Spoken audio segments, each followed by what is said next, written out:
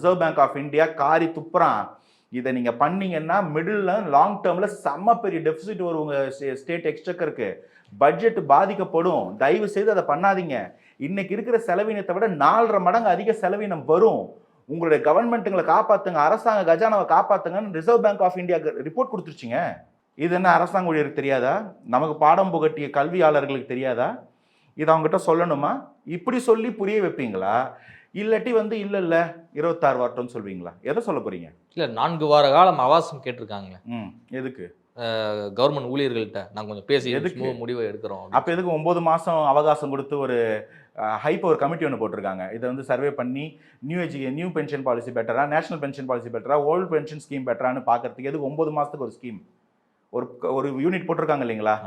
அதை 9 மாசம் கழிச்சு ரிப்போர்ட் கொடுங்கன்னு சொல்லியிருக்கிறாங்க. எதுக்கு அதை போட்டாங்க? 4 வாரத்தில் முடிவு எடுக்கப்படும்னா எல்லாமே பசப்பு வார்த்தைகளா? முன்பின்னா முரணா இருக்கேங்க. சரி 9 மாசம் கழிச்சு ரிப்போர்ட் வருதுன்னே வச்சுப்போம். 9 மாசம் கழிச்சு நவம்பர் மாசத்துலேருந்து 6 மாசத்துல மே மாசம் எலெக்ஷன். 6 மாசத்துக்கு முன்னாடி கோட் ஆஃப் கண்டக்ட் வந்துடாதா? யார் யாரை ஏமாத்துறா, யார் ஏமாறுறான்றது தான் என்னோட பிக்கஸ்ட் கொஸ்டின்.